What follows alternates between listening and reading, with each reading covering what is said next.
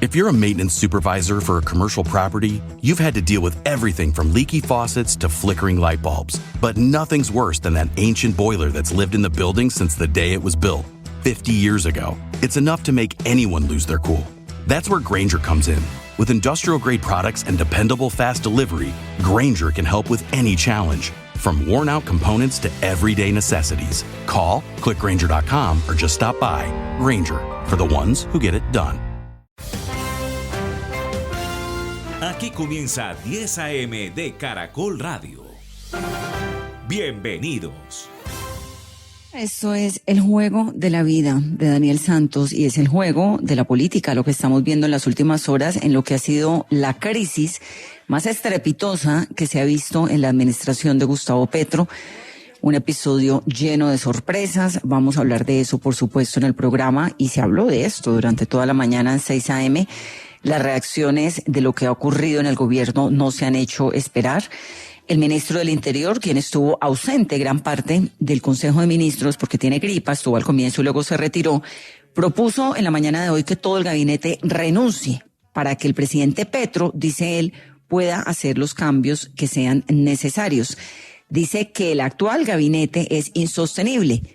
Ojo, Cristo no ha renunciado. No sabemos si va a renunciar. Está haciendo lo que haría cualquier ministro de la política en una crisis de este tamaño. Decir, todos debemos renunciar para que el presidente sea quien decida. Jorge Rojas, que es un nombre muy importante, quien fue vicecanciller, renunció al DAPRE, que es el Departamento Administrativo de la Presidencia. Él presentó su renuncia de forma irrevocable. Llevaba solamente una semana en el cargo, un alfil muy importante de Petro, pero lo dijo al cierre del Consejo de Ministros, que no habría necesidad de otros cargos, de jefe de despacho, ni de director de despacho, ni nada, en una clarísima alusión al cargo que tiene ahora Armando Benedetti, quien estuvo durante todas las 5 horas del Consejo de Ministros en silencio, sentado al lado del presidente. Carlos Carrillo, el director de la Unidad para la Gestión de Riesgo y Desastre, renunció. En 6 AM dijo que hay que darle libertad al presidente para recomponer ese gabinete. Yo creo que el camino es darle al señor presidente la libertad de recomponer su gabinete. La crisis pues está ahí, es algo que es imposible de ocultar o de incluso morigerar. Y por eso creo que el camino correcto es liberarle las manos al presidente para que sin ningún tipo de presión tome las decisiones. Así como tomó la decisión de traernos a todos al gabinete, pues si confiamos en el criterio del presidente para nombrar a alguien, pues también tenemos que confiar en el criterio del presidente para prescindir de ellos. ¿Qué va a ocurrir? ¿Qué va a ocurrir, por ejemplo, con Francia Márquez, que se ha convertido en las últimas horas en la voz más relevante en contra del presidente? Fue la primera que habló y dijo: no estoy de acuerdo con todo lo que están haciendo aquí, no estoy de acuerdo con que este señor que tengo al frente, que se llama Armando Benedetti, está en este gabinete. ¿Qué va a pasar con Susana Muhammad? ¿Es sostenible su presencia allí o no? Ella dijo: no renuncio, y de hecho le fue muy bien en la calificación de ministros. No renuncio, pero tampoco me puedo quedar acá. ¿Qué va a pasar con Laura Sarabia? Esa es la pregunta del millón, quien evidentemente ayer, Pascual, y en las últimas horas, pues la hemos visto más acabada que activa. Sí, Vanessa, yo creo que lo que vimos fue que hay 2 mujeres que pueden hablar con el presidente de una manera más horizontal, digamos, en el gobierno. Francia Márquez, por supuesto. Se ve también que Francia Márquez no ha tenido un papel clave en el gobierno, y esa tensión entre presidente y vicepresidenta pues es muy clara. Incluso en un momento Petro dice el Ministerio de la Igualdad, pero no llegar y decir: ay, ¿para qué me dieron eso? No sé qué, y Francia Márquez medio se ríe y dice como no con la cabeza. Ahí hay un desacuerdo que puede incluso darse personalmente, como se dio ayer, y el de Susana Muhammad también, que es una mujer muy de la confianza del presidente, que tiene aspiraciones políticas, por supuesto, y que también tiene la fuerza y la posibilidad de hablarle al presidente de una manera horizontal. En los otros ministros no vimos algo similar. Y con Laura Sarabia me llamó la atención algo. Laura Sarabia, el ex canciller Murillo y el embajador de Colombia en Estados Unidos resolvieron esa crisis tan compleja del domingo hace 15 días. y parece que el presidente no le gustó porque en un momento dice, ministra Laura, aquí no nos vamos a arrodillar, como diciendo lo que se hizo ese domingo no era lo que había que hacer, o sea, la pone en cuestión también. Lo que sí creo es que Laura Sarabia no va a salir del gabinete, acaba de ser nombrada canciller y ahí se va a quedar un buen rato. Lo que digo, Vanessa, es que recomponer ese gabinete es imposible, es que recomponer un gabinete no es cambiar los ministros. Recomponer un gabinete es dar equilibrio, que las personas que llegan puedan empujar unas labores, que haya una cohesión. Y en este gobierno parece que esa cohesión ya es imposible. Este gobierno es el gobierno que más ministros y viceministros ha tenido en los últimos 35, 40 años. Ha tenido cerca de 40 ministros y cerca de 60 viceministros. Y todavía seguimos en que no sirven, no funcionan, tienen agenda paralela, de alguna manera son traidores al gobierno. Entonces, ¿a quién más va a encontrar para que esto ande, faltando un año y medio? Eso va a ser muy difícil, eso no tiene recomponedero. Pues a la gente, Pascual, que es más cercana a él, que ha sido muy cercana a él y que no les parece que pero lo ni que siquiera se ha hecho hasta, pues hay que esperar a ver. Ahmed Escaf es representante a la Cámara, siempre hay alguien para ministro, eso sí, pues no lo dudo. Sí, sin duda, pero siempre. Que eso le dé cohesión al gabinete, no, usted va a encontrar a alguien, claro, todo el mundo, hay muchos para aceptar ser ministro, pero que eso le dé cohesión y norte al gabinete es lo otro, es que recomponer no es nombrar. Ahmed Escaf es representante a la Cámara por el Pacto Histórico. Doctor Escaf, me da gusto tenerlo, bienvenido. Hola, Vane, qué gusto escucharte y a todos allá en la mesa de trabajo y a todos los oyentes, feliz día. Feliz día, ¿cómo está viendo usted todo este episodio? Bueno, corazón, creo que la transmisión en directo de todas estas cosas, siendo un acto loable de parte del presidente de transparencia, creo que también tiene su lado negativo. Al no asumir los integrantes del gabinete una conversación tan pública que no debía hacerse de esa manera. Creo que de alguna manera el sectarismo sí nos tiene fregados desde hace muchísimo rato. Yo he sido víctima de eso realmente. Sé exactamente lo que se siente, exactamente lo difícil que es permanecer uno callado ante las miradas o acusaciones como lo vivió Armando anoche, y creo que de alguna manera si el jefe ya había tomado una decisión era mejor sentarse a hablar con él para entender cuáles son las funciones de las personas que llegan al gabinete, porque el presidente pues también de alguna manera es objetivo cuando toma sus decisiones, y haber pasado por alto ese suceso, no ser tan viscerales y haber pasado a lo que era realmente lo más importante, que era conocer de fondo la situación del país y las soluciones del país.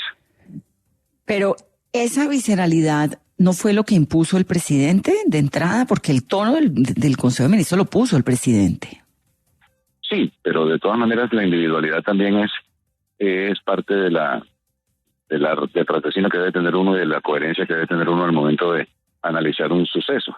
Aquí hay cosas que develan el suceso de anoche, y es el sectarismo, como bien lo dijo el presidente. Nos cerramos en una cacería de brujas constante y acusamos a todo el mundo de ser enemigo. A veces no se concentra de fondo en lo que se tiene que hacer en cada sector, sino la cacería de brujas, el chisme va, el chisme viene, y eso afecta demasiado porque pues lo único que hace es constreñir las acciones del gobierno, y ese voz a voz también se va sintiendo, y esa presión se va sintiendo y va limitando el poder movilizarse dentro de las mismas acciones de gobierno de cada una de las carteras y otra cantidad de cosas más. O sea, ministros y viceministros que no se entienden, que no se hablan, que se persiguen entre ellos mismos, y eso pues obviamente no hace bien. Creo yo que además, hablando de las segundas oportunidades, hoy el gabinete también tiene una segunda oportunidad de recomponer. Escuchaba ahora que cambiar de ministros y viceministros constantemente no es sano. Pero creo yo que sí se puede lograr si cada uno hace una reflexión y deja a un lado esas armas, esos cuchillos y ese fuego amigo constantemente, y sentarse a trabajar en equipo, que esa ha sido una de las dificultades. No hay un equipo con una cohesión real, y eso limita muchísimo el resto de las acciones. Se siente en el gobierno, se siente en el Congreso, se siente en las comunidades, se siente... Ahorita estaba aquí en una cita médica y la gente se acerca y me decía, ¿qué pasa? Que estamos todos bloqueados, y es que eso es lo que termina ocurriendo, bloqueándose. El presidente trata de bloquear a su manera, pero creo yo que no era anoche el momento para develar esos trapitos al sol o esas visceralidades que realmente no traen nada bueno. Con quien quiera que llegue al equipo de trabajo invitado por el presidente, hay que trabajar. Y si alguien tiene algún tipo de desconfianza, pues simplemente vigila que las cosas se hagan bien, que eso es lo que ha faltado aquí. El exceso de vigilancia se vuelve una cacería de brujas. Y en la cacería de brujas terminan sucediendo cosas como estas. Representante, pero más allá de los desacuerdos entre los ministros, de los desacuerdos internos en el gabinete, también fue preocupante ver un presidente al que parece le falta autocrítica, porque cuando el presidente dice yo soy revolucionario pero el gobierno no, y cuando el presidente parece culpar a los ministros y a su propio gobierno de lo que está pasando, uno entiende entonces que no hay un liderazgo, que no hay una persona que asume la responsabilidad del gobierno, que es el presidente de la República. Siempre la responsabilidad caerá sobre el líder, compadre, eso es cierto, pero el presidente siempre ha pedido algo con vehemencia y es audacia. Y la audacia es que cada quien en su cartera, como bien lo dijo la ministra Susana, 6 de los objetivos, 6 se cumplieron, otros tantos no se han logrado, algunos con sus dificultades, como lo dijo el ministro de Defensa, pero que se logra avanzar en lo que más se pueda. Colombia no es un país fácil tampoco. También tenemos muchísima gente que dentro de las estructuras de los ministerios que torpedean, mucha gente que juró amor eterno al proyecto y que definitivamente pues no está a conciencia con el proyecto, y eso pues obviamente va haciendo mella.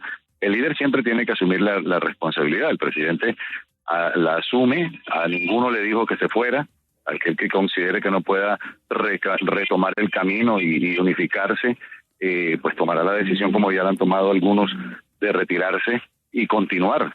Hay un periodo de tiempo muy corto en este gobierno para poder reparar. Creo que esa oportunidad tenemos que dárnoslas todos como país, porque es que también tenemos que entender que los mensajes directos o indirectos para hacer daño al gobierno nos afectan a todos en general. Esto es realmente más un mensaje de todos tenemos que poner, es que todos tenemos que poner de nuestra parte para que salgamos de las coyunturas.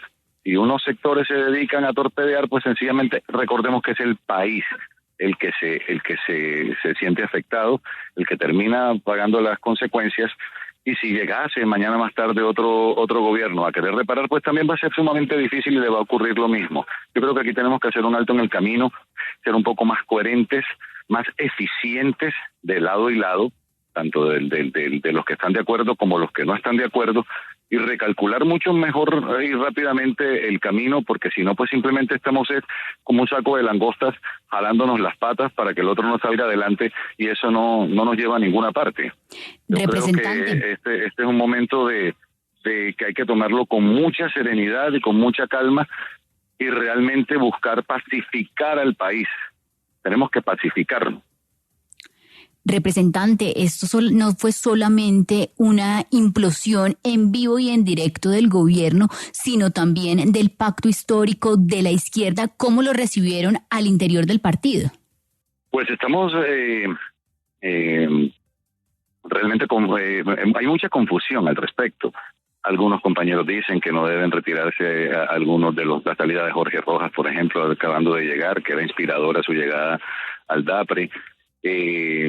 Otros tantos nerviosismos que hay alrededor de otras carteras que han avanzado mucho, porque como bien lo decían ustedes ahorita, hacer un cambio de manera abrupta pues genera retrasos en los avances que se han logrado, pero sí hay cierta hay un silencio de parte de algunos están tratando como de entender qué está ocurriendo. Yo soy optimista, siempre he sido optimista, creo que a esta oportunidad hay que encontrarle el punto de quiebre para que todos logremos unificarnos y hacer que esto realmente funcione. Tanto a mis compañeros de bancada, se los digo aquí ahora que estamos al aire, tenemos que sentarnos y hacer comunión, planificar sobre todo, hay que tener planificación, que eso sí nos falta muchísimo a nosotros y se nos nota.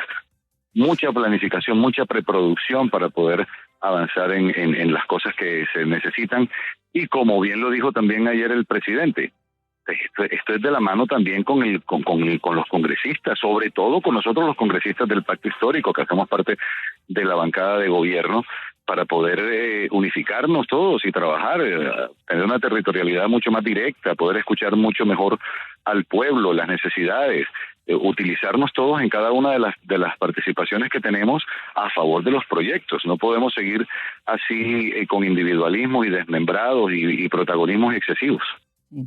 Uno ve al presidente pues quedándose solo, porque mire lo que pasó con González, que es tan cercano a él, lo que ocurrió ayer con Jorge Rojas, que siempre ha sido también tan cercano a él, lo que está ocurriendo con Augusto Rodríguez y esa incomodidad que manifestó ayer, y la primera dama ni idea. Usted ha vuelto a hablar con Verónica Alcocer, ¿qué se sabe de ella? Vero está en este momento, si no estoy mal, está cumpliendo unos compromisos de los temas de fortalecimiento internacional y las ayudas internacionales que ha estado logrando para poder ayudar a las comunidades en las que ella trabaja, que son las madres cabeza de familia, los niños y demás. Ella en este preciso momento pues no, creo que no está en el país, creo que se encuentra en Dubái, creo que es algo así, no recuerdo bien con exactitud. Y sí, ella está al tanto de todo lo que ocurre, de manera muy discreta, como siempre lo ha hecho, y apoyando siempre al presidente. Aquí, de alguna manera, indiferentemente a las opiniones que tengamos personales del presidente y sus acciones, que créeme, lo apoyo porque es que ya es tiempo suficiente de esto que ha pedido desde hace muchísimo rato, que dejen de estar persiguiéndose entre ellos mismos. Ya es momento de parar eso. Creo que no era el momento para que este suceso se diera de manera pública. Él lo decidió así, él sabrá por qué lo hizo de esta manera. Pero vuelvo y te repito, el presidente no está solo. El presidente tiene gente a su alrededor que trabajamos para los proyectos, porque aquí hay que entender algo. El protagonista es el proyecto. Los protagonistas no somos nosotros, el protagonista es el proyecto, y el proyecto se está devaluando y no se está cumpliendo por los protagonismos y por las cacerías de brujas. Muy bien, doctor Scaf, me da mucho gusto tenerlo. Estamos hablando con Ahmed Scaf, representante a la Cámara por el Pacto Histórico. Un saludo muy grande. Muchas gracias, Van. Un beso para ti. Me encanta escucharte. Saludos a todos. Me encanta también tenerlo. El último trino, a propósito, ya voy con Heráclito Landines, que es también representante de la Cámara del Pacto Histórico. El más reciente trino del presidente, Carolina, a propósito del Consejo de Ministros, dice que va a seguir con los consejos de ministros, así como lo vimos ayer. Vanessa, sí, lo que dijo el presidente Gustavo Petro es que él mismo decidió que se hiciera expuesto al pueblo para poder obtener respuesta del gabinete sobre cada uno de los incumplimientos, y que se prefirió evadir las respuestas y lanzar el ataque caníbal y autodestructivo, que es una tradición histórica no solo de la izquierda, sino de Colombia, que los consejos de ministros van a ser televisados todos, algunos en cadena, otros por televisión pública, porque el pueblo, dice el presidente Petro, tiene el derecho a saber qué hace su gobierno y cómo es su gobierno directamente y sin intermediarios desinformadores. Es el último trino del presidente Petro frente a todo lo que ha sucedido en las últimas horas después de esa decisión inédita e histórica en el país de que un consejo de ministros de casi 6 horas fuera transmitido en vivo y en directo para todo el país. Doctor Landines, me da mucho gusto tenerlo. Bienvenido. Hola, Vanessa, un saludo especial y a toda la audiencia de Caracol. Gracias por estar aquí en Caracol Radio. Yo quisiera comenzar preguntándole por eso, por el trino del presidente que dice que en adelante los consejos de ministros van a ser así, abiertos al público, porque eso le da a uno la sensación de que para el presidente lo que ocurrió ayer no fue un error. ¿Qué sensación le da a usted? Yo creo que la Constitución Política de Colombia dice que la función administrativa y la función pública tiene que ser transparente y regirse bajo el principio de la publicidad. En ese escenario, todas las actuaciones de un gobierno que tengan que ver con el cumplimiento de metas de gobierno, con la ejecución de recursos públicos, con definir proyectos, tiene que ser a los ojos de la ciudadanía abierto. Es decir, que todos los colombianos sepamos cómo va el cumplimiento del programa de gobierno traducido en Plan Nacional de Desarrollo que el candidato Petro, hoy señor presidente de la República, prometió. Yo creo que eso es válido para una democracia como Colombia. Hay unos temas que no creo que deben tratarse porque tienen reserva, como son temas de seguridad nacional, no podrían tratarse de esa manera. Las discusiones políticas, por ejemplo, que ayer se llevó toda la discusión de todo el Consejo de Ministros, no debe darse en ese escenario.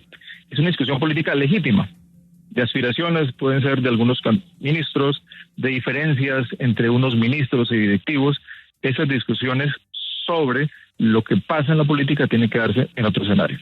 Pero además lo que vieron, por ejemplo, la diferencia entre Laura y Gustavo Bolívar es lo que pasa en todos los consejos de ministros. Habrá otras discusiones más fuertes que nadie sabe que han pasado, pero ese es el escenario de la cruda realidad de lo que pasa al interior del alto gobierno y de este gobierno y de otros gobiernos. Pero en este caso yo creo que para cumplir metas y para mostrar resultados sí es importante que sea público, transparente y a los ojos de todos los colombianos. Representante, ¿le sorprendió a usted algo de esa cruda realidad? Me imagino que ustedes como bancada pues conocen algunas cosas, hablan con los ministros, pero no sé si algo de lo que pasó en esas horas por televisión le sorprendió de lo que está pasando en el gobierno. Sí, yo creo que la discusión política no era para ese escenario, pero sobre todo que hubo como un autosabotaje entre nosotros mismos. Petro lo acabó de decir, ¿no? Una autodestrucción, y eso no debe ser, porque reclamarlos en esos tonos de un funcionario del gobierno que tiene la responsabilidad de ejecutar recursos públicos según su sector, según su ministerio, pues está autorreclamando sobre lo que él está haciendo o no está haciendo, lo está haciendo mal. Y yo creo que ese autosabotaje no le conviene, ni le conviene a ningún ministro ni a ningún funcionario del gobierno. Yo creo que esa no era la discusión ayer. Esa no era la discusión. Y si alguno de ellos pensó, es el momento de dirigirme al país en este momento y que escuchen lo que yo pienso, creo que no era el escenario. Si alguno quiere ser actor político, deberá retirarse de ese cargo o presentar la renuncia al presidente y que el presidente escoja con quién continúa o si cambia. Pero yo creo que esa discusión no deben darse así. Eso me sorprendió, porque yo creo que no está bien para un proyecto político progresista de esa manera tan cruda y tan descarnada, digamos, atacarse mutuamente en esos espacios cuando el desgaste era para ellos mismos. Claro, pero no entiendo por qué usted habla de ellos mismos y el que puso ese tono fue el presidente, ¿o estoy equivocada?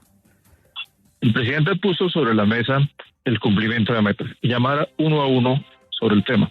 Y los ministros llevaron la discusión a un tema político, a un tema de representación o no política del señor Benedetti y de Laura Sarabia, que esa no era la discusión. Yo creo que la discusión era, como lo convocó el Consejo de Ministros, abordar el cumplimiento de metas y los decretos de conmoción interior para avanzar en conjurar la crisis del Catatumbo. Y el presidente tiene que llamar al orden porque es él quien los designa, quien es su jefe y quien tiene la responsabilidad con los colombianos de cumplir un plan nacional de desarrollo. Creo que el presidente hizo lo que le corresponde, pero creo que en algunas intervenciones el tono, el cuestionamiento y la legitimidad política pues se da y tiene que darse en discusiones políticas, pero no era el escenario. No era el escenario.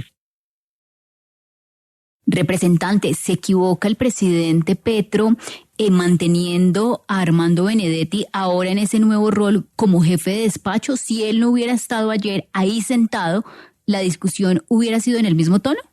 Yo creo que nadie en el pacto histórico, los progresistas, está a gusto con la asignación de Armando Benedetti en el encargo ahí como jefe de despacho. Y yo creo que hemos sobredimensionado el papel de Armando Benedetti, que viene a ser embajador, que es asesor y que está encargado, ni siquiera está en propiedad, está encargado. Y yo creo que hemos sobredimensionado su papel y su futuro papel, porque es un tema de especulación qué va a hacer en el futuro. Y yo creo que desde el pacto histórico pues decimos, hay otra gente que podría salir, pero la discrecionalidad recae única y exclusivamente en el presidente de la República. Quien asume el costo político es el presidente de la República, que tiene impacto de sí mismo en el pacto histórico, pero es del presidente. El presidente, en su leal saber y entender, toma sus decisiones como jefe del gobierno, como jefe de la administración pública, y el costo político lo asumirá él. Lo asume, obviamente que es el jefe de este proyecto político, pero creo que pensar que con la llegada de Benedetti todo el gobierno va a cambiar, que todo el gobierno se va a redefinir, pues creo que es sobredimensionar el papel de Armando Benedetti sobre un supuesto que nadie sabe qué va a pasar. Me da mucho gusto tenerlo, representante. Gracias por estar aquí en Caracol. A usted, Vanessa, muchas gracias por la invitación. Un gusto. Es Heráclito Landines Suárez, representante a la Cámara. Claro, Pascual, lo que él dice, el tono lo puso, pues el presidente comienza, pero claro, Francia Márquez entra de una, ¿no? Y le dice, yo no estoy de acuerdo con este señor, pero es que la sola imagen de Armando Benedetti sentado en un consejo cuando ya su nombramiento había causado tanta incomodidad y además presentarlo en cadena nacional, privada y pública, cuando ni siquiera le habían avisado a los ministros, pues no deja de ser una gran provocación. Y la defensa que hace el presidente de Benedetti tampoco convence a nadie, ¿no? Las segundas oportunidades, y habla de los presos, cuando también hay una cosa, Benedetti no ha sido condenado, o sea que esa defensa al mismo tiempo lo hundía de alguna manera, y después viene la magia de Benedetti, y que está ahí porque es un loco, y porque es costeño, y un costeño haciendo campaña no es lo mismo que un cachaco. O sea, todo eso no daba posibilidades de entender y de darle cierta dimensión y cierta seriedad a lo que estaba pasando. Yo creo que el presidente sí tiene mucha culpa en lo que pasó, y su tono y su manera hizo que esto se saliera y se desbordara. Lo decía ahorita, el presidente buscó una puesta en escena y lo que hizo fue ponerse en evidencia. Eso fue lo que dijo el presidente sobre esa defensa del nuevo integrante del gabinete. Dijo que tiene una especie de virtud. La única razón por que Benedetti esté al lado mío es porque sí tiene una especie de virtud, que es ser loco. Y era Batman. Usted no lo admite, pero yo sí lo conocí. La locura puede hacer revoluciones. La locura de Feynman fue no seguir los cartapacios sectarios del Partido Comunista de Colombia en esa época. Esa defensa del presidente a Benedetti pues ofendió muchísimo al Consejo de Ministros, que había comenzado, como lo dijimos, con la vicepresidenta Francia Márquez y la ministra de Ambiente Susana Muhammad despachándose contra Benedetti. En lo que tiene que ver con la vicepresidenta, dijo que no está de acuerdo con su nombramiento. Y no me parece en este gobierno las actitudes de Laura Sarabia con nosotros, conmigo, que me ha tocado decirle: respéteme, que soy la vicepresidenta, y no me parece, y respeto a Benedetti, pero no comparto, presidente, su decisión. La respeto porque usted es el jefe de Estado y es el presidente, pero no comparto su decisión de traer a este gobierno a esas personas que sabemos tienen gran parte de responsabilidad con lo que aquí está pasando.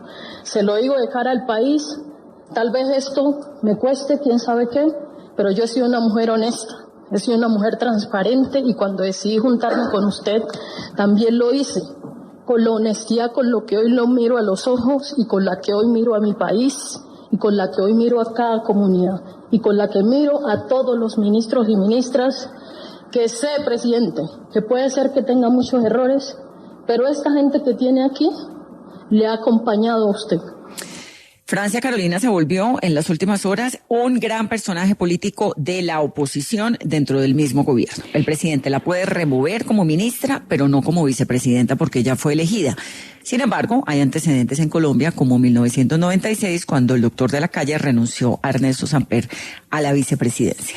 Volvió a aparecer en el escenario público Francia Márquez, Vanessa, vicepresidenta, que venía haciendo un trabajo muy silencioso, muy cuestionado por la ejecución del presupuesto en el Ministerio de la Igualdad. Tuvo la valentía de confesar el trato que había tenido Laura Sarabia en algunas ocasiones con ella, y no solamente con ella. Lo que quedó en evidencia es las maneras, las formas de Laura Sarabia y esas diferencias que se habían rumorado, se habían comentado, pero que no se habían confirmado, y fue la misma vicepresidenta que aprovechó ese espacio y ese escenario. Vamos a ver qué va a pasar con Francia Márquez, de qué manera va a poner a funcionar ese arsenal político que ahora tiene. Una gran protagonista, sin duda, es Susana Muhammad, quien tendría que retirarse del Ejecutivo para encabezar, como se ha dicho, la lista del Pacto Histórico al Senado. Y luego, posteriormente, una candidatura a la alcaldía. Ella ha salido favorecida de manera popular de todo esto que ha ocurrido, con la COP, con su desempeño como ministra del Medio Ambiente, y con esto que dijo ayer. Yo no voy a renunciar, presidente, yo no renuncio a la defensa de este gobierno, ni renuncio a este proyecto. Pero, obviamente, no me puedo sentar como feminista en esta mesa con Armando Benedetti, y obviamente la decisión, presidente, está en sus manos. Está en sus manos, no renuncio, pero tampoco me quedo aquí sentada. El presidente que orquestó todo esto El presidente organizó un Consejo de Ministros con retransmisión de 6 horas casi. Esto comenzó a las 5:30 de la tarde y terminó a las 11:28 de la noche, como si fuera un reality, algo que no habíamos visto. 2 episodios que uno puede comparar, pues fueron los consejos comunitarios de Uribe, que eran los sábados por la mañana, pero no eran de esta dimensión porque no era un Consejo de Ministros. Y lo que hacía la retransmisión de Duque en plena pandemia, cuando hablaba de todos los temas relacionados con la salud pública. Pero en el Consejo de Ministros se habla de cosas privadas. Es la ruta sobre la cual se mueve el gobierno. Esto no lo habíamos visto y el presidente terminó aparentemente incómodo. La noticia que sale aquí, en vez de ser un gran esfuerzo democrático, de mostrar ante el pueblo cómo es que se gobierna, es una pelea entre ustedes. Eso se llama sectarismo. Se llama sectarismo. Porque ya lo habían previsto antes. Y el presidente no se deja encerrar. No se deja encerrar. Yo no estoy aquí para que me encierren. Esto no es un sindicato. Renuncia a esta hora el ministro de Cultura, Carolina. Con el ministro de Cultura ni se metieron ayer. Vanessa, el ministro de Cultura, Juan David Correa, siendo las 10:34 de la mañana, es el segundo alto funcionario del gobierno del presidente Gustavo Petro que está presentando su renuncia de manera irrevocable. Se suma a la renuncia de Jorge Rojas, director del DAPRE, que solamente duró 2 semanas en su cargo. Vanessa presentó muy temprano su renuncia y lo que nos dicen es que en su carta dice: me permito presentar mi renuncia irrevocable al cargo como ministro de las Culturas, las Artes y los Saberes de Colombia. En esta carta también hace un balance de sus gestiones en el año y medio que estuvo en su cargo, Vanessa. Bueno, así están las cosas. Está ocurriendo mucho, como podemos ver en esta crisis. Mi gran pregunta, Pascual, es si el presidente tenía esto pensado. Yo creo que no, Vanessa. Yo creo que no. Yo creo que es imposible que el presidente se pusiera en evidencia de esa forma y que lo hiciera pensando que así iba a salir. Yo creo que el presidente pensaba en que las cosas iban a ser distintas.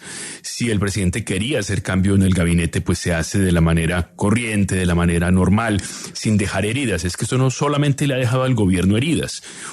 Es imposible que uno tenga ese nivel de autodestrucción para hacer lo que hizo ayer de manera pensada. Yo creo que eso no salió bien. Ya comienzan las renuncias y de verdad que los ministros fueron maltratados. Y yo creo que no van a ser los únicos, porque si usted piensa esto va a seguir al aire y faltan 50 consejos de ministros, ¿esto cómo va a ser? Entonces yo creo que los ministros en algún momento también dicen, no, si el presidente tiene un descontento, pues que cambie simplemente su gabinete, pero nosotros no nos podemos exponer cada mes al maltrato y a la especie de humillación. Es que lo que vimos ayer era que los ministros simplemente agachaban la cabeza o cuando les preguntaban algo pues se reían de una manera nerviosa y así es imposible manejar un gobierno, como si fuera un profesor hablándole a sus alumnos con la regla en la mano. Creo que muchos ministros van a tomar ese mismo camino. Pues muy impresionante todo lo que ha ocurrido en las últimas horas. Yo no creo que haya sido tan poco previsible para el presidente. Creo que Petro es mucho más inteligente que eso, que hacer un consejo de ministros al aire para que todo el mundo se casque el uno con el otro. Yo honestamente creo que el presidente es un señor que tiene, pues es que hay 2 mensajes ahí muy claros. El primero es Armando Benedetti está aquí y se queda y punto. Y al que no le guste, lárguese. Pero eso fue lo que dijo ayer. ¿Por qué al aire? Porque a Petro le gusta mostrarlo, porque, o sea, había una, no estoy diciendo que así sea, esa es mi teoría. Hay un montón de gente que le apoya y que dice hoy, uy, qué señor tan valiente. No, yo no he visto eso. Yo no he visto eso, Vanessa. Pascual, porque si no, no puedo. Dice, déjeme mostrar esto de cara a la gente. Mire, además es que el presidente es tan demócrata que incluso permite que 2 ministras, porque está Francia Márquez y Susana Muhammad, que 2 ministras digan todo lo que tienen que decir, que incluso digan que se van a ir. Es decir, hay un montón de gente que apoya al presidente y que les parece que bien, que de frente, que lo hizo de frente como tocaba. Pues Pascual, hablamos ahorita con 2 representantes y lo que dijeron es, esa no era la manera. Y yo veo que mucha gente del interior no le dice... parece, a la gente del interior del pacto histórico no le parece, pero el presidente tan poco inconforme está, que lo va a repetir. Ya acaba de denunciar, ¿o no, Carolina? ¿No dijo que va a hacer el próximo Consejo de Ministros igual? Vanessa, que va a seguir transmitiendo la mayoría, casi que todos los consejos de ministros de ahora en adelante, algunos por televisión pública y otros, como lo vimos ayer, en señal abierta. Yo no creo que el presidente no haya considerado estas posibilidades, posibilidad A, B, C, D, de golpe, digamos, al final, cuando Alexander López como que se para de esa manera, y lo que termina ocurriendo con Jorge Rojas, porque Jorge sí era sin duda pues un alfil muy importante para él, para el DAPRE. Creo, Vanessa, que usted está saliéndosele de las manos. Pero el comienzo del mensaje del presidente, que es decir, Armando Benedetti está y Armando Benedetti se queda, ese mensaje está clarísimo y lo dejó y lo notificó para todo el país. Lo notificó, eso fue lo que hizo. No era necesario hacerlo de esa forma. Y creo, Vanessa, que usted tiene mucha confianza en el presidente. Y yo no creo que el presidente en este momento esté y sea capaz de manejar, digamos, esa puesta en escena y pensar hacia dónde va eso. Yo no le veo un rumbo, yo no le veo un norte. Y yo lo que veo es a toda su gente cercana diciendo, esto va mal, por ahí no era. ¿Usted cree que para darle cohesión a un equipo es bueno lo que pasó ayer? Y es que se gobierna con los ministros, no se gobierna con la base de tuiteros que dice, uy, qué transparencia, uy, qué fuerza. No, esa gente no gobierna, esa gente trina. Pero se gobierna con los ministros y el gabinete quedó golpeado completamente. Claro, pero es que mañana va a haber otro gabinete, mire, Pascual. Uno no puede menospreciar a Gustavo Petro. Gustavo Petro. Yo no lo estoy menospreciando. Él se está menospreciando solo, se autodestruyó. Yo no es que le tenga confianza, pero yo veo un presidente que quiso ser alcalde, que quiso ser senador, que quiso ser presidente, que le gusta además el caos, porque esa es la forma en la que él sabe manejarse, porque así lo ha hecho toda la vida, que quiere cambiar a su gabinete y lo cambió en vivo y en directo. A esta hora usted y yo estamos hablando, pero esta noche va a haber otro gabinete completamente distinto, con un mensaje, Armando Benedetti se queda y el gobierno tal y como está no me gusta.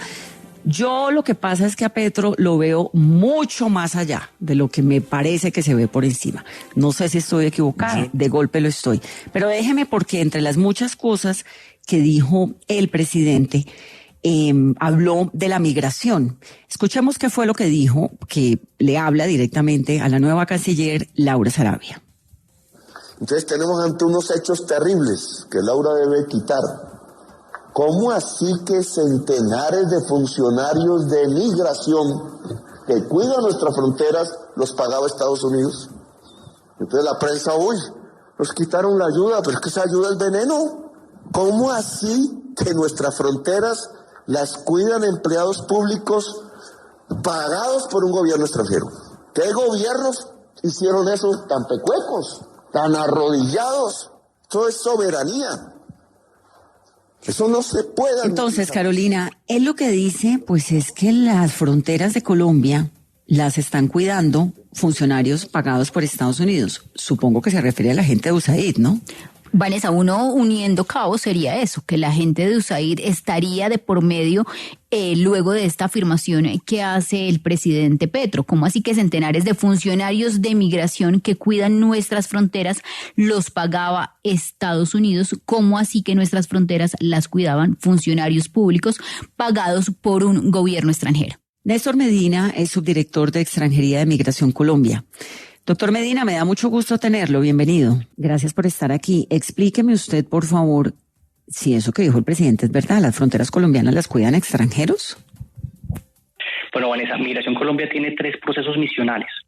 El primero justamente es el de control migratorio. Tenemos otro proceso de verificación y un proceso tercero de extranjería. En este momento, la contingencia que se nos presenta con el recorte de recursos de los Estados Unidos a través de sus agencias de cooperación es el personal que estaba apoyando los procesos de extranjería. Esto es los procesos de regularización migratoria y básicamente los que atendían procesos con migrantes venezolanos enfocados en el Estatuto Temporal por Protección al Migrante Venezolano. Bueno, y aquí la pregunta es, ¿verdad?, el papel de la gente que trabajaba, digamos, con esos recursos de la USAID. ese papel era importante. La falta de esos recursos va a hacer que se resienta la entidad y que haya que bajar algunas posibilidades de atención. Sí, Pascual, el punto es, básicamente, la afectación se da en ese personal que nos venía apoyando. Migración Colombia tiene 53 puntos en el país que tienen servicios de extranjería para regularización. Fue súper intempestivo el viernes a las 4:30 de la tarde. Recibieron nuestros colaboradores un correo que les decía básicamente que tenían 30 minutos para terminar sus procesos. Siguiendo instrucciones del gobierno nacional y en esta contingencia, Migración Colombia está asumiendo directamente en este momento 91 contratos de prestación de servicios directamente por la entidad para poder suplir el apoyo que daban en trámites de extranjería, específicamente en regularización, estos apoyos. Nosotros tenemos 27 centros facilitadores en el país. Tenemos unos puestos de control migratorio que prestan servicios de extranjería, son 7. Tenemos operación en 5 Intégrates, que es una estrategia conjunta con el Minigualdad, y tenemos unos puntos de atención, externos, que son 14. En total, la idea es mantener los 57 puntos de atención y empezar a generar contratos de prestación de servicios directamente por Migración Colombia. A ver, subdirector, si le entiendo, para que pongamos unas cifras. Yo no sé si usted me puede dar un porcentaje de qué, digamos, miembros de esos 27 puntos migratorios, de los centros Intégrate, de los 7 otros fronterizos, etcétera, hay presencia de ciudadanos extranjeros. Los ciudadanos extranjeros tenemos en todo el país, Vanessa. En el estatuto temporal, en el ETPB, tenemos registrados 2.5 millones de venezolanos, solamente nacionalidad venezolana y solamente dentro del estatuto. Ellos están distribuidos en todo el país. Digamos que las ciudades donde se concentra pues los mayores niveles de atención van a ser Bogotá, Cali, Cúcuta. Sí, pero esos dos, perdón, pero es que de esos 2,5 millones de venezolanos son ciudadanos venezolanos que viven en Colombia, no que trabajan en migración. Yo lo que quisiera entender, subdirector, es ¿qué extranjeros trabajan en migración?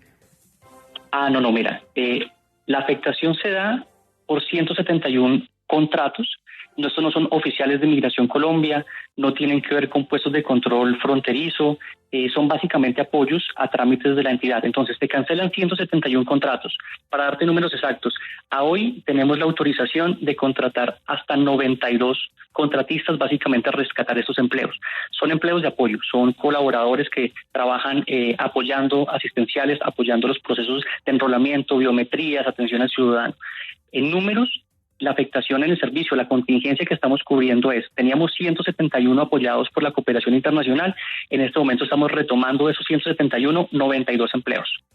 171 apoyados por cooperación internacional, supongo que es USAID, pero también otros gobiernos o solamente USAID.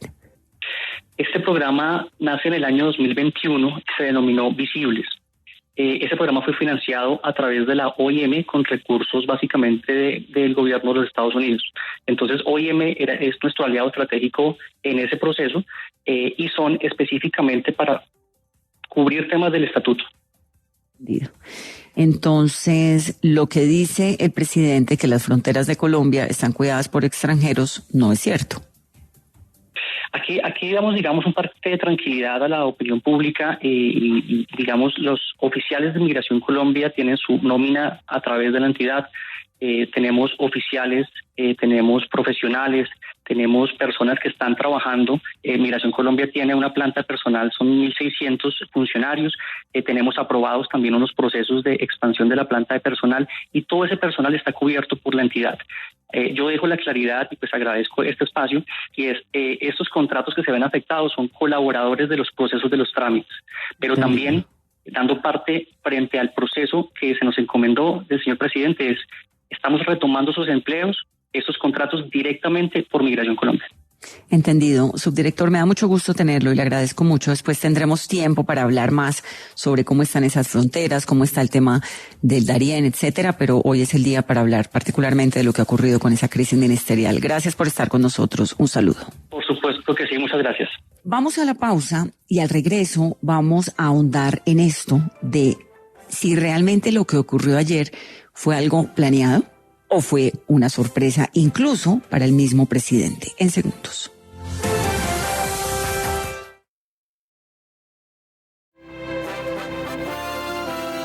Regresamos con 10 AM. Uno creería que, por supuesto, cuando alguien está en el poder, pues no se quiere ir del poder. No con eso significa que el presidente Petro se vaya a reelegir él mismo o a buscar una manera de tener una reelección, porque indudablemente, pues con las leyes que hay actualmente en Colombia, eso no es viable. Pero, ¿qué fue lo que pasó anoche? ¿Qué tan planeado estuvo ese mensaje tan contundente de Armando Benedetti, que se queda allí, que el que quiere irse que se vaya, esa crisis ministerial, todo lo que hemos estado aquí hablando con Pascual? ¿Qué tan planeado estaba? ¿Se le salió de las manos al presidente o no? Carlos Suárez es analista político, es asesor en marketing político y es el presidente de Estrategia y Poder. Doctor Suárez, me da mucho gusto tenerlo. Bienvenido. Vanessa, buenos días a toda la mesa de trabajo y a tus oyentes. ¿Cómo estás? Pues bien, aquí tratando como de comprender eso que vimos ayer. Yo le resumo rápidamente, a mí no me parece que haya sido como tan, decir, pensar uno que a Petro se le salió de las manos un Consejo de Ministros y que eso no estaba medianamente calculado, me parece de una inocencia profunda a mí. Pero acá hemos hablado con gente del Pacto Histórico, durante toda la mañana hemos hablado con gente del gobierno que ya no está, con ministros, con un montón de gente, y todo el mundo coincide en que evidentemente fue un episodio lamentable, incluso para el presidente. ¿Usted cómo lo ve? Bueno, yo creo que este gobierno, que es un gobierno caótico, que no tiene un norte normal definido, lo que sí tiene perfectamente claro es que quería hacer un sainete. Y ese sainete estaba perfectamente preproducido. Cuando uno ve las tomas de la televisión, se da cuenta que el productor tenía claro cómo enfocar, cuándo ponchar a los ministros, cómo mostrar las caras. Y además es perfectamente claro para nosotros también que nadie se inventa de la noche a la mañana hacer por primera vez en la historia la transmisión de un Consejo de Ministros sin estar perfectamente preparado. Puede que no todos los protagonistas estuviesen preparados para el sainete, pero quien montó el sainete, claro que lo había pensado y premeditado. Sí, aquí la pregunta no es si los camarógrafos sabían hacia dónde enfocar y si les habían contado a los ministros, parece que no con mucha anticipación porque muchos de ellos llegaron tarde, sino si estaba planeado como salió, si esto estaba libreteado de una manera tan clara y que simplemente el presidente quería mostrar su poder, quería mostrar que podía imponer a algunas personas en el gabinete y tenía previsto que algunos ministros se molestaran. ¿Usted de verdad cree que esto estaba todo en un libreto y que tenía qué tipo de fin? Porque creemos que en este momento lo único que pasó es que el presidente perdió credibilidad frente al país y frente a sus cercanos. Pues yo creo que no estaba libreteado, lo cual no quiere decir que no estuviese planeado. Esto es como toda clase de crimen. Busca quién es el gran beneficiado de todo lo que está pasando. Se ha descuadernado más de lo normal este gobierno y hoy la izquierda radical, que estaba ocupando los cargos de mayor confianza en el Ejecutivo, pues parece ser que está presentando renuncias irrevocables y quien al final se termina atornillando en el poder es Armando Benedetti, y detrás de Armando Benedetti seguramente vendrán quienes siempre han estado con Armando Benedetti en el poder. Vamos a ver si el expresidente Santos estará aplaudiendo todo lo que está pasando, y Roy Barreras, que seguramente también estará muy pendiente de darse cuenta que la izquierda radical que estaba enquistada en el Palacio, pues hoy está saliendo. Yo creo que ahí hubo una jugada maestra en la que Benedetti logró en una sola noche de sainete acabar con la izquierda dentro del gabinete de Petro. ¿Perdió credibilidad el presidente? Pues el presidente no ha perdido credibilidad, es que el presidente no tiene credibilidad desde hace casi 3 años y el presidente juega un juego totalmente distinto al que jugamos desde la institucionalidad. Él juega el juego del caos, él juega el juego de seguir creando toda esta infamia y de destruir el país. Con miras, no sabemos si a crear la tormenta perfecta para darle un zarpazo a la democracia, que es lo único que puede esperar uno de un tipo que lleva 40 años haciendo una revolución y que seguramente no pierde la esperanza de poderla por fin coronar. Pero usted cree, el presidente tiene desde hace tiempo como mira más importante el 2026. Él fue el que anticipó la campaña hace incluso un poco más de un año. ¿Usted cree que esto electoralmente le entrega algún rédito al presidente? Porque yo creo que ese es su fin primordial, más que el gobierno que le aburre tanto la tarima rumbo al 2026. ¿Usted cree que esto le ayuda electoralmente al presidente de alguna forma? Bueno, es que hay que ver las formas en las que se mueve Petro. Petro no se ha movido dentro de las formas de la legalidad y de la institucionalidad. Así se formó y así ha venido ejerciendo la política de una u otra manera. Entonces puede ser que si uno analizase una elección normal y un cambio de poder y una transición de poder normal como la que nos ha tocado en las últimas décadas, pues le perjudicaría. Pero lo que está generando Petro son acciones caóticas para generar unas decisiones de hecho. Y ahí es donde tenemos que tener el cuidado de poder analizar al personaje con el que se enfrenta el país, que juega con unas normas totalmente distintas, tanto en valores como en leyes, a las que la sociedad civil está acostumbrada. Es que yo creo un poco lo que usted dice. A mí no me parecería... Y es lo que veo como de una inocencia tremenda pensar que un señor como Armando Benedetti y como Gustavo Petro, un par de señores de esa dimensión, se van a sentar, van a hacer una transmisión de 6 horas de un Consejo de Ministros, de 6 horas, y no van a poner sobre la mesa antes las posibilidades de lo que ocurra allí. Entonces uno se sienta y uno dice, bueno, entonces usted y yo vamos a transmitir esto. ¿Y qué va a pasar? Lo primero que va a pasar es que Francia Márquez se ponga brava. Pues obvio, está presupuestado. Lo segundo es que las feministas como Susana Muhammad se paren y se pongan brava. Claro que sí, por supuesto, porque Benedetti está ahí, pero usted sigue atornillado. Lo de la ministra de Justicia, pues no, porque la ministra sí terminó como chasgarabís, perdida un poco, ¿no? En que ya menos mal no estamos transmitiendo cuando todos estábamos transmitiendo. De golpe lo de Jorge Rojas, por ejemplo, puede haber sido una sorpresa que ocurrió tarde. Lo mismo que la molestia de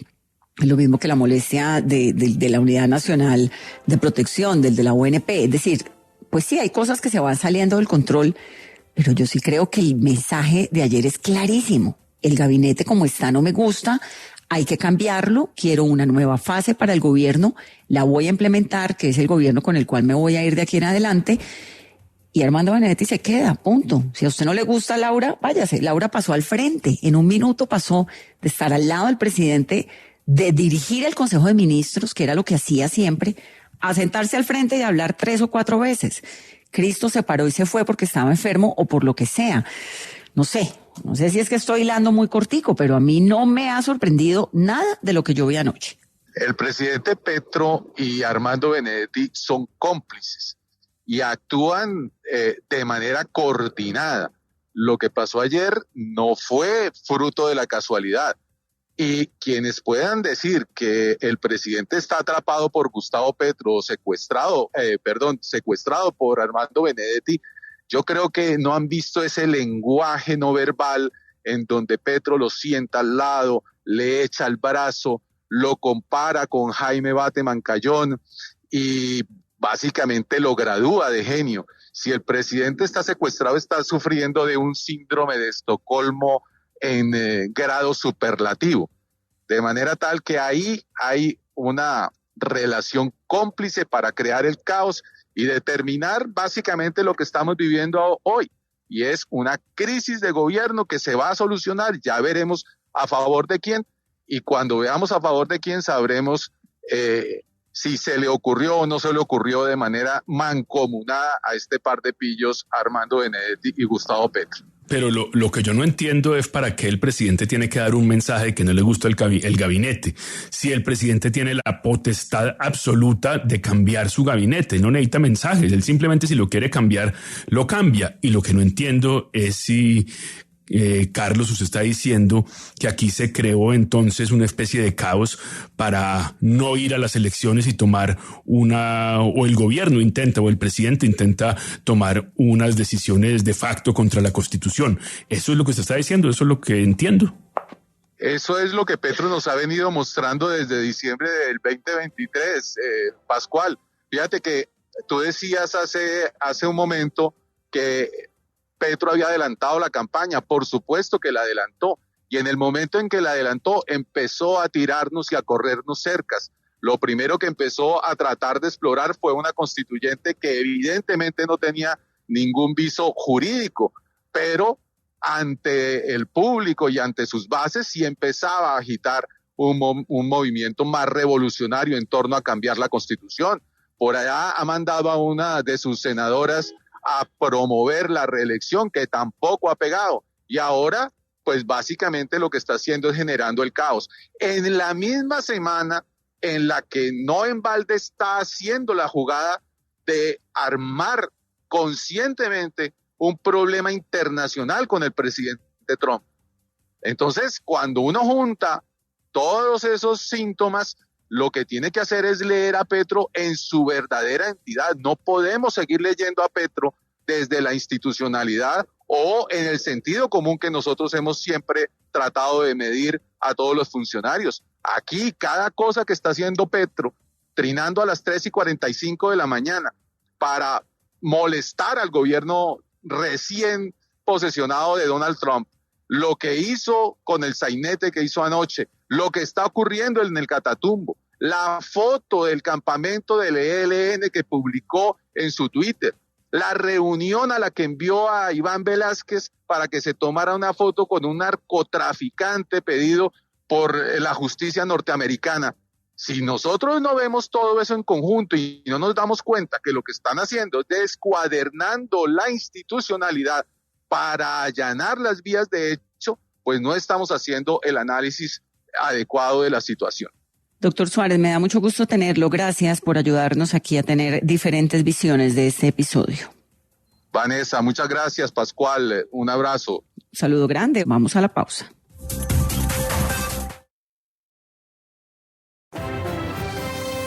Estás escuchando 10 AM. A comienzo de esta semana, Ecopetrol y Oxy acordaron prolongar el plan de desarrollo que se tiene en un campo petrolero en Texas que se llama el Permian. Esto queda en Estados Unidos y como parte de ese acuerdo, las compañías pactaron perforar pozos adicionales a los que ya se estaban ejecutando en ese lugar. Es una actividad que está prevista para llevarse a cabo entre abril de este año y junio del año entrante. En ese Consejo de Ministros, el presidente Petro habló de vender la operación de fracking de Ecopetrol en Estados Unidos. Dijo que esto no puede seguir ocurriendo. Se refirió a los compromisos que no se han cumplido desde diferentes carteras. En el caso del Ministerio de Minas y Energía fue muy crítico y muy duro con el ministro Camacho. Hizo énfasis en el objetivo que tiene el gobierno de llevar a cabo el tránsito a energías limpias. Mónica Contreras es expresidenta de la transportadora de gas internacional TGI y es una de las mujeres que más sabe de hidrocarburos en Colombia. Me da mucho gusto tenerla, doctora Contreras. Bienvenida. Muchísimas gracias, Vanessa. Un saludo para ti, para toda la mesa y a los oyentes de Caracol.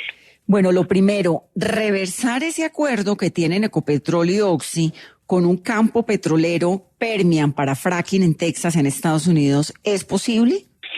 A ver, Vanessa, yo creo que es muy importante, primero que todo, darle a la audiencia la visibilidad de qué significa Permian para el país y para Ecopetrol, porque Permian es el activo más productivo de Ecopetrol en este momento.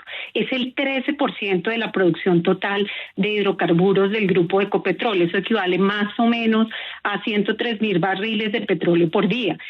Echar para atrás o mostrarse sorprendido, como hizo el presidente anoche, que se mostró muy sorprendido por el presidente de Ecopetrol, que había declarado la extensión del contrato de asociación con Oxy, y dar la orden de que quiere que se venda esa operación para invertirlo en energía, es una de las formas adicionales que hemos observado que el presidente ha dado en este ministerio, en este gobierno, a su ministro de Minas y Energía.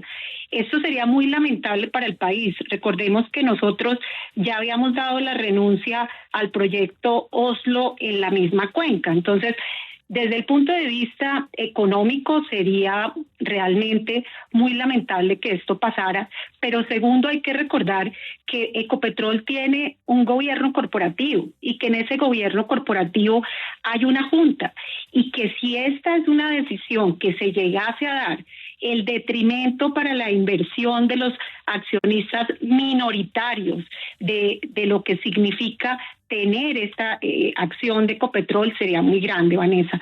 Entonces, yo no creo que el país, la Junta de Ecopetrol, el gobierno corporativo permita que esto pase de vuelta, aunque ya vimos una vez lo que sucedió con Oslo en la misma cuenca. Creo que es muy importante entender este gobierno corporativo, cómo se va a pronunciar y cómo se va a pronunciar el mismo ministerio. Doctora Contreras, pero entonces en agosto del año pasado se tomó esa decisión, como usted dice, en la misma cuenca. El presidente directamente creo que influyó en la decisión de Ecopetrol, de su junta directiva. ¿Por qué cree usted que no puede hacer eso mismo esta vez? Y me gustaría también que nos explicara cuál es la diferencia en esa renuncia que se hizo en agosto y la renovación de ahora. Pues de que se pueda o no se puede hacer, pues en este gobierno hemos visto cosas que en un modelo de gobierno normal, en un modelo de gobierno, diría yo, donde se respeta muchos de la forma como se tienen que gobernar las corporaciones, tienen que suceder, pues no han pasado. Sin embargo, yo creo que la situación, no sé, ustedes hace un minuto incluso estaban dando visibilidad de lo que está pasando con la acción de Ecopetrol hoy. Hace unos días el Grupo Santander incluso había mejorado la recomendación de Ecopetrol de neutral a outperform y había mostrado un precio objetivo muy importante de mejora de la acción de Ecopetrol. Yo creería que esta es una reflexión que el presidente tiene que hacer por lo que significa Ecopetrol incluso para la generación de caja del gobierno nacional que en este momento está requiriendo de manera importante para toda la situación económica que estamos visualizando, en donde el hueco que tiene el gobierno es muy grande. Entonces yo creería que la coyuntura actual es un poco distinta a la coyuntura de hace unos meses y yo aspiro a que realmente este acuerdo que ya está firmado se pueda sostener y que el gobierno corporativo de Ecopetrol y su presidente Ricardo Roa lo haga valer como tal.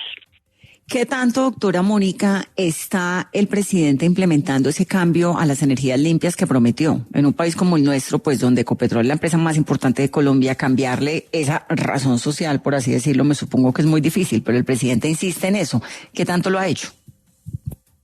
Pues fíjese, Vanessa, que hablar de todo este ejercicio de transición energética y de diversificar el portafolio ha sido uno de los temas que han tenido en la agenda de Ecopetrol y que es muy importante que entendamos que eso no es distinto a lo que se quería presentar mientras se seguía explorando. Siempre se habló en gobiernos anteriores que era necesario entrar en proyectos de energías limpias y se venía haciendo. Lo que es muy importante que tenemos que entender es que esto no es apagar y prender. O sea, yo no puedo dejar de explorar y creer que los proyectos de energías solares, eólicas, se prenden de un día a otro. Recordemos todos los problemas sociales que ha tenido el país para poder avanzar con comunidades, incluso con los proyectos de ese nivel. Entonces, realmente la diversificación en el portafolio, yo creo que es una tarea que está bien, está planteada, pero el cómo se tiene que hacer es la gran diferencia. Y esto significa que se tiene que hacer de una forma ordenada, de una forma planeada, y realmente no se trata de sustituir una cosa por otra, sino de tener una canasta lo suficientemente bien balanceada, Vanessa. Entonces, hay avances, pero los avances todavía son pequeños versus lo que se pretende hacer, porque una hoja de ruta de transición energética ordenada, justa, competitiva, como el gobierno en su comienzo lo planteó, realmente requiere que se hubiera hecho de esa manera y poder llegar apenas a empezar a sustituir algunos proyectos energéticos hasta el 2030. Entonces ahora estamos pues realmente con un ejercicio de transición energética un poco desordenado y poco justo. Yo insisto, doctora, con lo que pasó con Ecopetrol y con la orden que le dio el presidente, porque si esto que vuelve a pasar, ¿no cree usted que esa junta de Ecopetrol ya se rompería? Porque ya se tragaron un sapo una vez en agosto pasado. Obligarlos a tomar una decisión por encima de lo que se habla, por encima de las decisiones internas de la compañía, ¿no cree usted que podría incluso romper esa junta?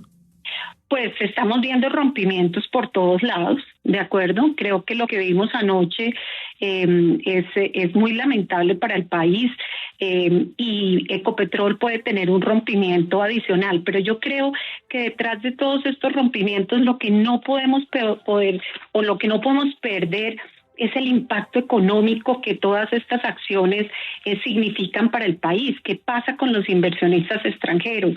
¿Qué pasa con la reputación corporativa de la empresa más importante del Estado en los mercados internacionales? Ya hoy la acción no lo está cobrando. Entonces, claro que puede pasar, claro que se puede volver a romper, no se comerán el segundo sapo, pero la gran pregunta es, ¿y es que acaso eso nos ha importado para todo el tema que está pasando hoy con la empresa más importante estatal, donde hemos perdido credibilidad y reputación? Y finalmente lo que les corresponde pues es velar por Ecopetrol, ¿no? Que se supone que son unos expertos en economía, en hidrocarburos y que pues el tema es que conservar de alguna manera esa independencia que tiene la empresa más importante de Colombia. Doctora Contreras, me da como siempre mucho gusto tenerla. José Vanessa, mil gracias por el espacio y esperemos que avancemos de la forma correcta.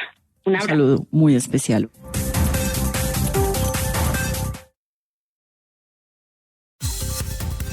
Todo el país está en 10 AM. Vanessa, la noticia del momento es que preparan una nueva manifestación en contra de los incrementos del impuesto predial en Bucaramanga. Los ediles de los diferentes sectores de la ciudad han dicho que se van a concentrar a partir de las 3 de la tarde en el Parque García Rovira frente a la alcaldía. Lo que hemos sabido es que la ocasión será aprovechada también para que algunos de los manifestantes hagan una devolución simbólica de pines y otros elementos que representan el plan Candado, que recordemos es la estrategia de seguridad del alcalde Jaime Andrés Beltrán. A esta hora la noticia en Barranquilla tiene que ver con un importante operativo que realizó la Policía del Atlántico, el cual ha dejado como resultado la captura de 4 presuntos integrantes del Frente Nicolás Antonio Urango Reyes, del Clan del Golfo. Se encargaban de homicidios selectivos, tráfico de estupefacientes, extorsión y otros delitos en los municipios de este departamento. Así lo confirmaron las autoridades. Además, durante este procedimiento, la policía logró la incautación de una granada de fragmentación, 2 escopetas calibre, 7 cartuchos de 20 milímetros, una pistola de fogueo, un proveedor, 25 cartuchos de fogueo, 7 celulares y 516 gramos de clorhidrato de cocaína. Entre los capturados se encuentran Yusgravis Contreras, de 28 años y no presenta anotaciones. Darío Alvear, una persona de 34 años, quien tiene anotaciones por delitos de tráfico, fabricación o porte de estupefacientes y fabricación, tráfico y porte de armas de fuego. También se encuentran Manuel Alvear Pedrosa, de 65 años, y Alberto Rodríguez Manjarres, de 32, quien tiene anotaciones por el delito de fabricación, tráfico y porte de armas de fuego. Y hay noticias, Carolina, desde Estados Unidos. Habíamos dicho aquí y nos dijeron algunos expertos que por temas logísticos, incluso por temas legales, algunas de las órdenes ejecutivas del presidente Donald Trump sobre los temas migratorios iban a tener problema. Hay un fallo de una juez federal en Maryland que comienza a mostrar que esto puede ser cierto. Diana Castrillón. Sí, Pascual, hace minutos una jueza federal de Maryland bloqueó indefinidamente el esfuerzo del presidente Donald Trump de frenar la ciudadanía por derecho de nacimiento para inmigrantes indocumentados y visitantes extranjeros con visas temporales para sus hijos. Una decisión que probablemente signifique que la orden ejecutiva no entrará en vigor como estaba previsto a finales de este mes. La jueza del Distrito de Estados Unidos, Deborah Brockman, emitió esta orden ejecutiva preliminar después de una audiencia judicial en una demanda presentada por varios grupos de derechos civiles que apuntan a detener la orden de Trump, justificando o argumentando que viola la cláusula de ciudadanía de la enmienda 14. Por esa razón, dicen que es inconstitucional. Esta orden judicial se aplica a nivel nacional y permanecerá vigente mientras se resuelve el caso. Esta demanda, además, se suma, Pascual, a otras 6 de casos federales que se han presentado en las últimas semanas. Es decir, que en total hay 22 estados liderado por demócratas y por republicanos, más de media docena de grupos de derechos civiles y que se suman a esta nueva demanda para detener esta orden ejecutiva del presidente Donald Trump.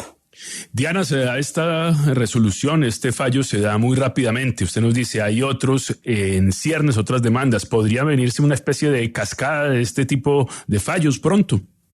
Por lo menos de parte de estados en donde son gobernados por demócratas, sí, esto ya se veía venir.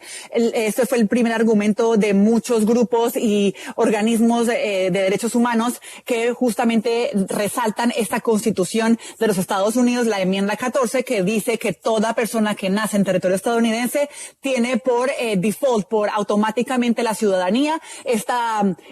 Recordemos que Trump fue una de las primeras órdenes que él firmó en la Casa Blanca cuando regresó, y él dice que seguramente que esto lo que estaba incentivando era que las personas indocumentadas llegaran a Estados Unidos en busca de poder tener sus hijos acá, que según muchos abogados lo llaman como los hijos ancla, y es que esto pone una traba más a las deportaciones, es decir, personas que tienen hijos nacidos en Estados Unidos tienen cierto derecho a poder aplicar a un permiso migratorio en los Estados Unidos porque ciudadanos americanos dependen de esa persona o el ingreso de esa persona para poder subsistir. Muchas gracias. Ya Trump había ganado el pulso político con su elección y demás. Ahora sin duda se viene un pulso jurídico en medio de esas decisiones, de esas órdenes ejecutivas. En toda esta coyuntura de problemas internacionales se presenta una renuncia, la renuncia del embajador en Argentina, Sebastián Cortés. Claro que sí, Pascual, es una renuncia por temas electorales, pues como habíamos dicho anticipadamente, Camilo Romero va a dar el salto a la presidencia de la República. Su intención es aspirar a ser candidato y para ello tenía que renunciar en el marco de este inicio de año justamente a esta embajada en Argentina, y entonces lo va a hacer desde hoy. Hoy le va a enviar la carta al presidente Gustavo Petro. Dice esta carta que va a ser con efecto a partir del 7 de marzo y que una vez termine pues su periodo al frente de este cuerpo diplomático va a regresar al país para liderar lo que va a ser esta campaña. Recordemos que Camilo Romero cuenta con el apoyo de congresistas del Pacto Histórico y también del Partido Verde. La idea, de hecho ayer lo vimos en la posesión de León Freddy Muñoz, la idea es que empiece con la construcción de esta campaña en esta intención de llegar a la presidencia a la Casa de Nariño en las elecciones del próximo 2026. Marilyn nos quiere meter a Chayanne por ojos, nariz y boca, Carolina. Pascual no, simplemente es uno de sus artistas favoritos, lo sabemos, lo ha confesado aquí.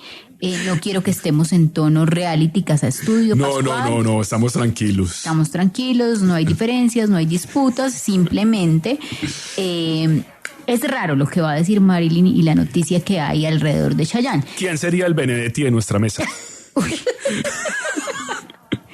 Uy, Pascual. No escalemos en nuestra mesa de trabajo a esos niveles, por favor. Ante todo, esta ha sido una mesa de trabajo que por momentos tiene diferencias normales de cualquier equipo, pero también somos una familia que comparte espacios. ¿Cómo los llamamos, Pascual? Yo soy Francia Márquez, el vice de aquí de la mesa. ¿Sí? ¿Y con quién se quiere confesar? Y Carolina Laura Sarabia. Uy. Pascual, muchas gracias. 11:46, me retiro. Escuchemos a Chayanne mejor. Sí. Bueno, Marilyn, pongámonos serios entonces. ¿Y qué estamos haciendo con Chayanne? Pascual, un momento. ¿Cuáles son? ¿Qué pasó? Señor presidente, a ver. ¿Cuáles son sus argumentos para compararme con la señora canciller? Pues su buen manejo de las relaciones diplomáticas con nuestros invitados, su conocimiento de diversos temas, su capacidad para manejar logísticamente la mesa, su ascendencia sobre algunos de los miembros del programa. ¿Qué más? No, todo bien, Pascual. Esas referencias me parece que son acordes, pero no había necesidad. Yo creo que eso sobraba, Pascual. Sebastián es nuestro ministro de Educación porque no ha llegado. Y porque estaría preguntando por el partido. Va a llegar tarde. Ahí está preguntando por el partido. Sí, no, preguntando por el partido. Ahí llegó. Pascual, llegó. Qué pena llegar tarde, pero es que estoy trabajando. Yo estoy trabajando, Pascual. Tengo acá en mi mano Twitter, estoy trinando. Entonces, discúlpeme la llegada tarde, pero yo sí estoy trabajando, Pascual. Y ya pasamos por ahí. Pregúntele a sus compañeros lo que dijimos entonces. Perfecto, sí, señor, me adelanto. Bueno, Marilina, ahora sí, Chayanne. ¿Ahora sí? Sí. ¿Pero me va a poner cuidado? Sí, claro, por supuesto. Pues, Pascual, resulta que Chayanne no va a estar solo en Bogotá presentándose el 3 de mayo, sino que ahora va a ir a un festival. Va a estar en el Festival de la Leyenda Vallenata presentándose allá. Ya habían anunciado algunos artistas. El festival va a estar desde el 30 de abril hasta el 2 de mayo. Ya habían anunciado algunos artistas como Silvestre Dangond y Luis Alfonso, pero a ellos se suma Chayanne. Lo otro es que Chayanne inicialmente había dicho que solo iba a tener una fecha en Colombia, que iba a ser en Bogotá. Ahora le suma esta. Vamos a ver si le va a sumar más ciudades. De pronto resulta ya en Medellín con Pascual. Es normal que el Festival de la Leyenda Vallenata últimamente ha tenido música de otro tipo, ¿no? Siempre tiene 2, 3 invitados de otros géneros últimamente. Sí, de hecho el año pasado estuvo Juan Luis Guerra, también estuvo por ahí Karin León, Mora, que es reggaetonero. Vamos a ver este año a quién ponen en esta edición del género urbano o más tropicalito, a ver a quién más nos traen. Oiga, y vi ayer que Disney está con La Champeta, eso sí me sorprendió, ¿no? Sí, pero vea una buena mezcla. Sí, es muy chévere. Ellos lanzaron una serie que se llama Champeta, el ritmo de la tierra, porque le quieren dar como mayor auge a la champeta, que pues allá en Disney no es tan llamativa, o sea, no es tan frecuente, y ellos hicieron pues una serie que se dedica solamente a esto. Mr. Black, que es aquí el rey de la champeta, él es, aparte de componer la música, hace uno de los papeles protagónicos de esta serie que se llama Champeta, el ritmo de la tierra, y pues ellos quieren destacar son esos sonidos de nosotros, de los colombianos. Está en Disney, ya empezó, entonces pueden verla y estar muy pendientes y animarse a bailar champeta. Bueno, está chévere eso, Disney con Champeta.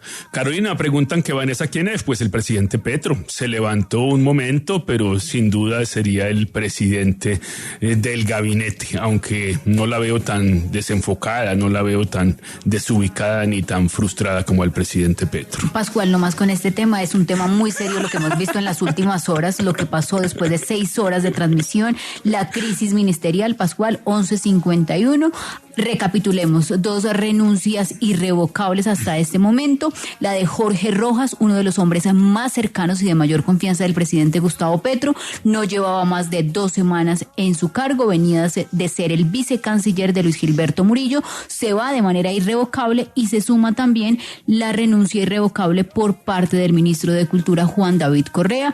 A lo largo del día, Pascual, lo que veremos son una renuncia tras otra. Pues vemos también que la vicepresidenta dijo que desde el principio ella ha puesto su carta de renuncia sobre la mesa al Ministerio de la Igualdad y que el presidente no la ha firmado, pero que ahí está a disposición. Y también vimos la renuncia de Carlos Carrillo, el director de la Unidad Nacional de Gestión del Riesgo, quien dijo hay que dejarle las manos libres al presidente para que recomponga su equipo. Vamos a ver entonces si hay nuevas decisiones, porque sabemos que además de las molestias que pudo suscitar lo que pasó ayer, pues hay intereses electorales de algunos de los ministros, agendas paralelas las llamó el presidente, así que en marzo llegaría esa fecha límite y eso podría llevar a nuevas renuncias. Lo de Carlos Carrillo, él lo dijo más temprano con Gustavo, renuncio pero no de manera irrevocable, pongo sobre la mesa mi nombre y que sea el presidente Petro quien decida. Lo mismo el ministro del Interior, Juan Fernando Cristo, que para muchos ayer desaparecido del ministro de la Política, pero también lo confirmó en su trino, tiene un cuadro gripal, tenía fiebre, estuvo solamente durante 1 hora y salió de la Casa de Nariño, pero también con muchas diferencias y reconociendo que fue un error lo planteado y lo propuesto ayer por el presidente Petro. Veremos entonces el desarrollo de lo que pasó ayer. Ya hay algunas decisiones. El presidente también tendrá que tomar decisiones porque muy seguramente vendrán esas renuncias protocolarias para que él diga si se quedan o se van, pero es el momento de algunas decisiones después de lo que pasó ayer. No creo que cambie mucho, Pascual, la verdad. Cambiará el gabinete, pero el presidente se va a mantener. Sí. Lo anunció más temprano. Los consejos de ministros van a ser televisados todos, algunos en cadena y otros por televisión pública. El presidente insiste en que es el pueblo, en el que son los colombianos los que tienen el derecho a saber qué hace su gobierno y cómo es su gobierno directamente y sin intermediarios, que haya salido bien, que haya salido mal. Para el presidente la cosa al parecer salió bien porque lo va a repetir, Pascual. Sí, lo va a repetir, pero veremos si de la misma manera. Es que mucha gente ha dicho, la idea puede no ser mala, pero no salió bien. Aquí lo que es difícil pensar es que el gobierno dé un timonazo, porque un gobierno luego de 2 años y medio no tiene muchas opciones de cambiar, menos cuando viene un año electoral. En marzo comienza ya un año electoral, un año para las elecciones de Congreso, será todo más complejo y además cambiar no es nombrar ministros, como dijimos al comienzo. Este gobierno ha tenido 40 cambios en el gabinete de ministros y cerca de 60 viceministros. Así que el timonazo no se ve fácil y no es simplemente nombrar. Ahora, ¿quién va a aceptar, Pascual? Imagínese. Va a ser cada vez más difícil del pacto histórico, dentro de la izquierda, dentro de la gente de mayor confianza del presidente Petro, después del reality que vimos ayer del gobierno, en decir, yo sí me le voy a subir a este bus al que le queda año y medio en el que se va a dedicar la mayoría del gobierno a hacer campaña, Pascual. Es normal. Sí. ¿Quién se le va a medir? Ese es otro de los enfoques de lo que puede pasar en las próximas horas. La va a tener muy difícil el presidente Petro en convencer a la gente que quiere llevarse a trabajar con él en este año y medio que le resta al gobierno del presidente Petro. Vanessa decía al comienzo, siempre hay gente que quiere ser ministro, siempre hay posibilidades, por supuesto aparecerá, pero será más complejo y no será el primero a que se le ofrezca o la primera, sino el segundo o el tercero. Tendrá menos opciones sin duda. Con esto nos vamos, muchas gracias.